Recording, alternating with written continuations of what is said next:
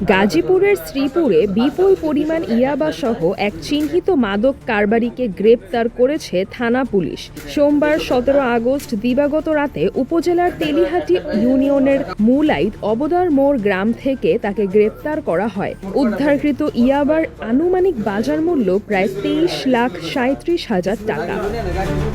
গ্রেপ্তারকৃত মাদক কারবারির নাম আব্দুল কাদির, বয়স ৪০। সে মুলাইত গ্রামের আশরাফ আলীর ছেলে। পুলিশ জানায়, কাদিরের বিরুদ্ধে পূর্বেও একাধিক মাদক মামলা রয়েছে।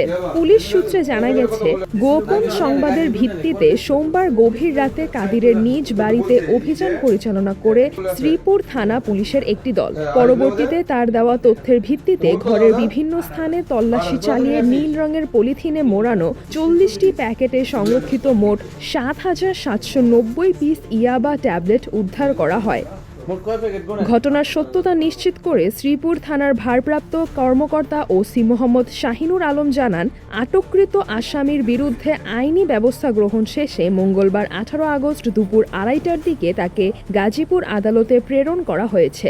মাদকের বিরুদ্ধে পুলিশি অভিযান অব্যাহত থাকবে বলেও জানান তিনি। সিজরাতুল আভা, দৈনিক আওয়ার বাংলাদেশ।